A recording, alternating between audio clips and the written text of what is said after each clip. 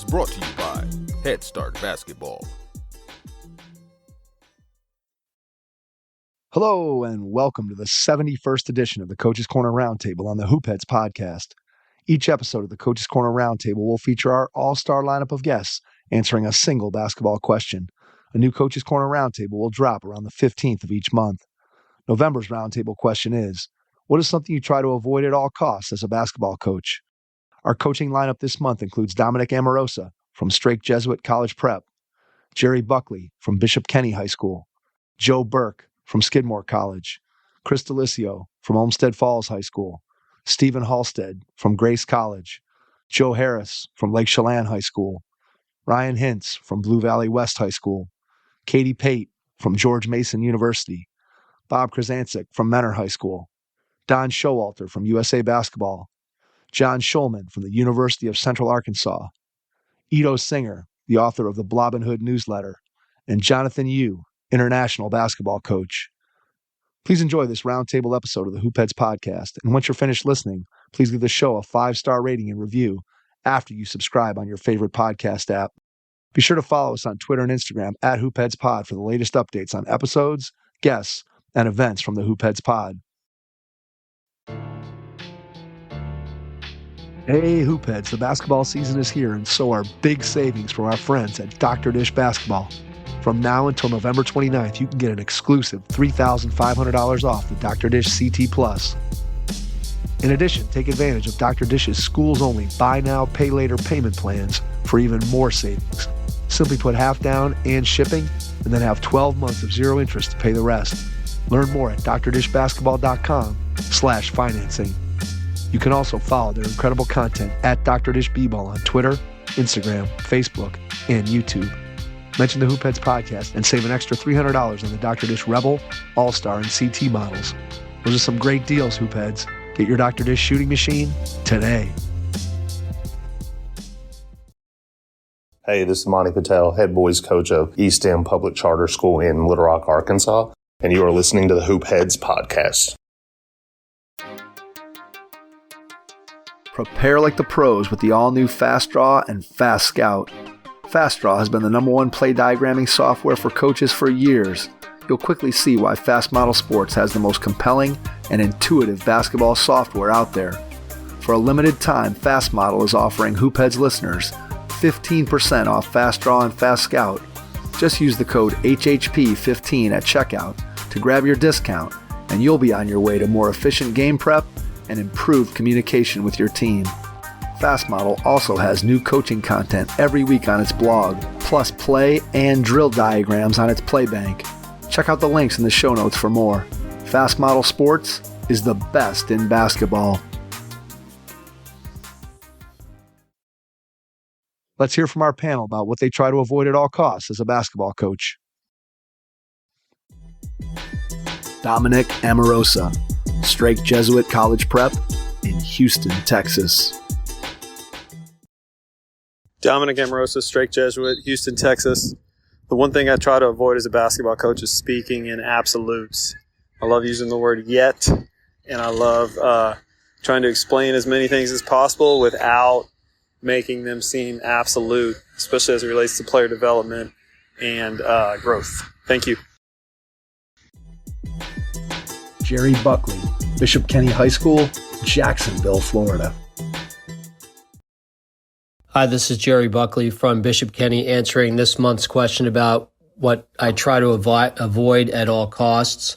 For me, on the high school level, it's trying to always remember and never forget that everything you're doing is for the kids on your team, whether it be wins and losses, fundraising, travel, uniform, scheduling, my own ego, parents, other coaches, etc., whatever duties or frustrations I have.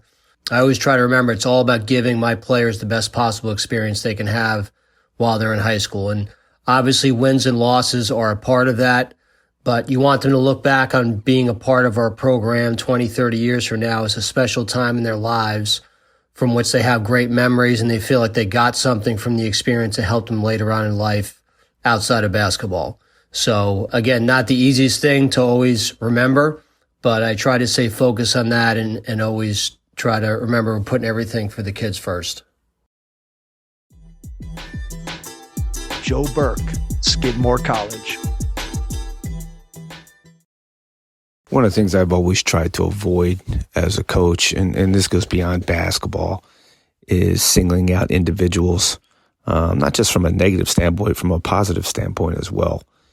And we try and keep everything about the group. So, if we're talking in the public or to the media, I want the focus to be on the team and our family. It's never one person to blame. It's never one person who gets this done. We get this done together. And I think if your messaging is consistent with that, your players really appreciate that. So I really try and avoid singling out individuals after a game, after a season, and just keep it about us and how we either accomplished something great or came up short. Chris DeLisio, Olmsted Falls High School, Olmsted Falls, Ohio. Hey, Hoopheads.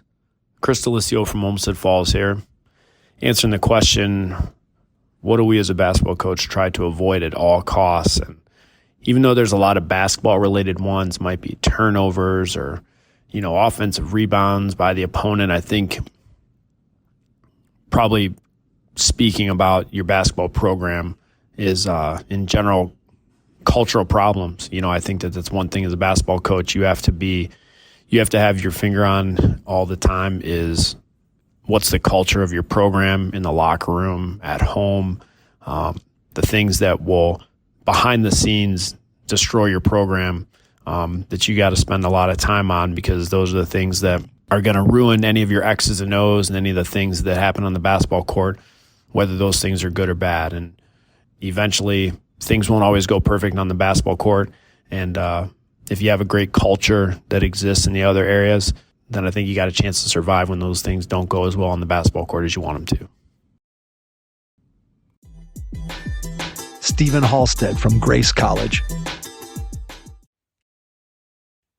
Man, great question this week. What is one thing you should try to avoid as a basketball coach? This is Stephen Halstead from Grace College. And that question made me think of the book Mindset by Carol Dweck. And I think one thing that can get really challenging as a basketball coach is that you have this fixed mindset of what your players can be or what your team can be. You don't see maybe the potential, or you don't know what the season can uphold or the talent level that players can achieve. And sometimes I think we're able to put our teams and ourselves in a box just because we have a fixed mindset of what we'll be able to do, rather than having a growth mindset, and that we're going to be able to continue to improve, and that who the players are this day isn't going to be who they are by the time they graduate, and that can be something that we can continue to work on there. So I think having a growth mindset instead of a fixed mindset is one thing all coaches should do. We need to avoid having that fixed mindset, as well as just with that goes kind of the player's identity or a coach's identity with how the game of basketball goes. No coach's identity should be tied into their win-loss record. I don't think that's sometimes a trap people get into, as well as the player's identity being caught up in their stats. So those are a couple things that I think we should always try to avoid as a basketball coach. Joe Harris, Lake Chelan High School, Lake Chelan, Washington. Hello, Hoopheads. This is Joe Harris from Chelan, Washington, with this month's roundtable question. What is something you try to avoid at all costs as a basketball coach? Avoid is not really a term I would use, because I feel as a coach you really need to address things head on. But there are a number of things that coaches can try to avoid, and everyone is different. One thing that really comes to my mind for me is don't make the game too complicated or overthink it. There is so much info out there for us to gather, but find what works for you and stay with it. Refine it. Refine what you have and make it better. And by keeping the game simple, I really feel like it's something that extended my career and also allowed me to stay excited and really enthusiastic about the process that you go through. Really, at the end of the day, if we are not teaching life lessons, then really what are we teaching our players? Our real task as a coach is to develop great men and women out of our players. Hope this is something that will help you out, and good luck as your season begins. Thanks again. Ryan Hintz from Blue Valley West High School. This is Ryan Hintz, Blue Valley West High School in Overland Park, Kansas. This month, what is something you try to avoid at all costs as a basketball coach? I've got 3 things for you. The first one is thinking we don't have enough. You look around the league and you see maybe some other teams have more talent. You might not be able to stack up. Don't focus on that. Don't use that as an excuse. I think about the Roosevelt quote: "Do what you can with what you have where you are." So get to work, develop your kids. Another team in your league or around the city might be playing with a full house, and you're sitting there with a couple of jacks. But bluff your way through the first part of the season while you're developing your guys, and then take pride in the fact that when the playoffs roll around, you've turned those jacks into aces, or you've built some other guys up, and now you have a flush. You can go to battle. So never think that we don't have enough. The second thing I want to avoid is making it about yourself instead of remembering it's about the kids. We all have egos as competitive, successful coaches. You have to have a healthy ego, but make sure that you check your ego at the door. Remind your assistants to do the same. And really, it's about the kids. Intentionally teach life lessons, serve the kids in your program, rather than, being all about wins and losses. And the last thing that I want to avoid is copy and pasting the same year over again. This is my 8th year at Blue Valley West. So I hope I've had 8 different years instead of 1 year, 8 times. Being a lifelong learner, adapting and growing, questioning how you do things, seeking to find a better way of doing those things.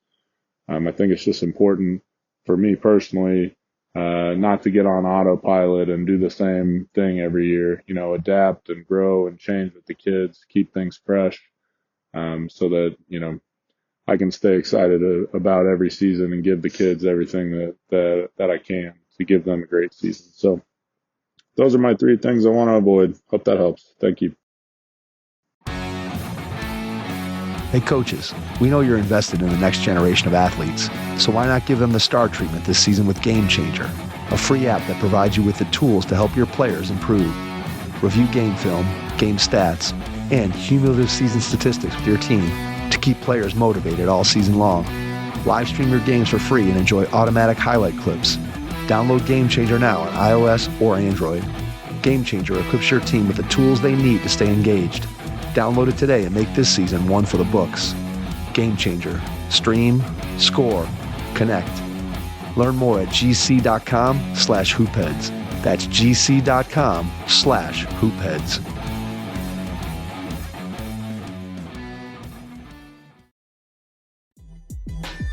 Bob Krizancic, Mentor High School, Mentor, Ohio. Coach K, Mentor High School, something that we avoid at all costs is labeling a player. We demand that every one of our players has a skill to guard anybody smaller, bigger, quicker, stronger. On the offensive end, they're able to handle the basketball, create, they're able to shoot the 3, they're able to power it. So our players understand that, we do have a point guard. We do have people that run the guard and center and the forward positions, but they need and we demand that they have all the skills to be a complete player. Best of luck. Katie Pate from George Mason University. Katie Pate, Senior Associate Athletics Director for Development, George Mason University, member of the A10, former college women's basketball coach. What would I avoid today as a basketball coach? A couple quick things come to mind. The first is I don't know how necessary it would be for me to meet with a player one-on-one with my office door closed anymore. I'm inviting a sport administrator into those meetings, perhaps an assistant coach, or even leaving the door open. Out of self-preservation, I think it's really important that we think about optics and how those meetings can be perceived, construed, and frankly often misunderstood. Having a little bit of backup can go a long way. The second thing is how I used to evaluate player potential in the recruiting process, especially during junior and senior seasons of high school players. Oftentimes, I would look at a player and think, wow, if I could get her in great shape, or we could hit the weight room hard, or what if we worked on that left hand, and all the things that fall in the category of player and personal development. Spending a little bit less time on what could be and focusing a little bit more on what is now often would lead to over-awarding of scholarships. If you're a Division II or Division III coach and you're dealing with partials, sometimes I would give too much money based upon a player's current level of skill in hopes of what they might be. So later on in my career, using potential as just a marker of where we want to get to instead of what the scholarship is worth, saved some disappointments and certainly led to some pleasant surprises as well. Don Showalter, USA Basketball. Hi, Don Showalter here from USA Basketball. And the question is, what is something you try to avoid at all costs as a basketball coach? A couple things come to mind right away. First of all, never make any promises you can't keep. I think this is something to try to avoid at all costs, whether it be playing time, whether it be, what you're going to do for a player, just any promises you make. You got to be really careful that you follow through on that. If not, this erodes the trust immediately between you as a coach and that player. Second thing I think really comes to mind is, you should avoid confrontations in a place where other people can see you. You should avoid confrontations in a place where your emotions are running high, and you need to get a plan and a thought process to how to handle these. Many times coaches get in big trouble because something happens between a parent and a coach immediately after a game, for instance, and the coach flies off the handle and says things they should not have said because they didn't think about it first and because they didn't go through the process of thinking how they were going to handle those things. So I think at all costs you need to avoid situations where you put yourself in a bad position with parents or administrators, and make it a non-angry type of situation. I think that gets coaches into a lot of trouble and a lot of situations they wish you wouldn't got in. Thirdly, I think nowadays, you need to avoid at all costs. You need to avoid having a player and you in your office, just by yourself with them. I think, obviously, if you coach girls athletics and you're a male, goes without saying. But even, if you're a male coach and coaching male players, I think you need to have an assistant with you or somebody in an office when you have a heart-to-heart talk with players on an individual basis. This really protects you as a coach. So I'm thinking those three things come to mind right away and you should avoid at all costs. John Shulman from the University of Central Arkansas. This is John Shulman, head basketball coach at the University of Central Arkansas, and the question this month is, give me some things that you should avoid doing at all cost as a basketball coach. And great question. Once again, Mike, really good question. I've kind of got 4 different ideas and 4 things that you cannot do as a basketball coach, no matter how bad it gets. Is number 1, don't lose your team in the preseason. Don't lose your team in November when all the good stuff happens in January and February. And I say that to start with because we're going through it right now. We just, we're out here at Central Arkansas trying to rebuild this program. And really what matters is how we do in the ASUN and trying to win 3 or 4 games in March. And we just opened at BYU in Utah and got pounded in each of them. And now our goal is to get better and not lose our team because we just got pounded in both those games.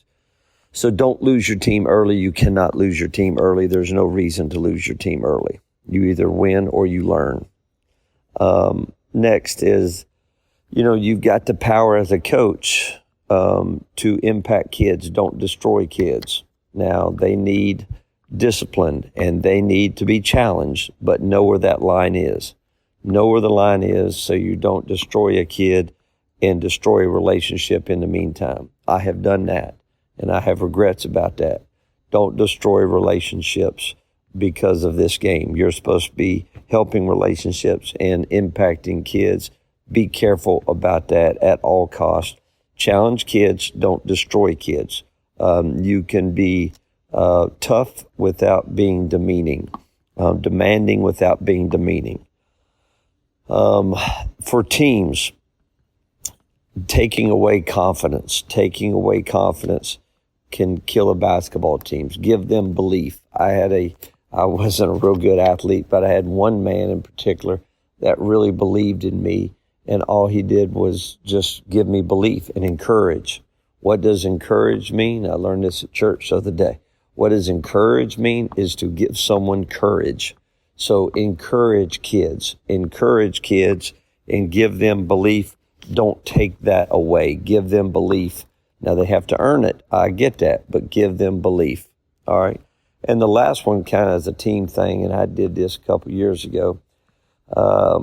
You have to have a reason to lose, I thought, and we lost a tough one on the road at Huntsville, and I said the only thing that I guess we screwed up with is shot selection, and so I talked about shot selection for 3 days, and if you got good kids, and we got to take the perfect shot, and you got, the next game we never shot the ball. I took their confidence away. I took their ability to just go play the game free flowing away, and we were a disaster. So you cannot do that as a basketball coach. Take that away. So just some thoughts and ideas. I think it's a great question. I think it's makes you think and good ideas. And once again, what's something you try to avoid at all costs as a basketball coach? Don't destroy relationships, number one. Don't lose your team early. Don't take away kids' confidence. And you got to be careful with shot selection. Hope this helps. Good luck. And think good thoughts out here in Conway, Arkansas as we battle through trying to rebuild a program. Thank you. Take care. Ito Singer, the author of the Blobbin Hood newsletter. This is Coach Ito Singer, former assistant coach at UNCG women's basketball, and now the creator of the Blobbin Hood newsletter. The question of what I would avoid at all costs as a basketball coach is something that I've learned the hard way. And the thing I would avoid at all costs is providing criticism before earning the player's trust. Until they trust you, until they understand where this criticism or tough love is coming from, it's really not going to drive your point home. It may even drive a wedge between you and that player because you have not spent enough time building that relationship, cultivating that trust to the point where you can have that raw moment with someone and really talk to them eye to eye about things that are important. And so really, really important to build that trust first before you approach any of those situations. Jonathan Yu, international basketball coach. Something that I try to avoid as a coach is boxing myself into decisions. I know some teams maybe have rules. If a player is late to practice, maybe they're benched the first half of a game, for example. I think as a coach, it's my responsibility to look at each individual case by case and determine kind of what the next step is. I think that we can kind of put ourselves in tough positions if we make it black and white where every time you're late, you're benched. Well, maybe that individual has a valid excuse, or maybe there was something out of their control that came up. So I think, at least for me as a coach, that's a big thing is trying to give myself the flexibility to look at each individual situation in order to make the best decision and kind of help propel our team forward. Thanks for checking out this month's Hoopheads Podcast Roundtable. We'll be back next month with another question for our all-star lineup of coaches. Your first impression is everything when applying for a new coaching job. A professional coaching portfolio is the tool that highlights your coaching achievements and philosophies, and most of all, helps separate you and your abilities from the other applicants. The Coaching Portfolio Guide is an instructional membership-based website that helps you develop a personalized portfolio. Each section of the Portfolio Guide provides detailed instructions on how to organize your portfolio in a professional manner. The guide also provides sample documents for each section of your portfolio that you can copy, modify, and add to your personal portfolio. As a Hoopheads Pod listener, you can get your Coaching Portfolio Guide for just $25. Visit coachingportfolioguide.com/hoopheads to learn more. Thanks for listening to the Hoopheads Podcast, presented by Head Start Basketball.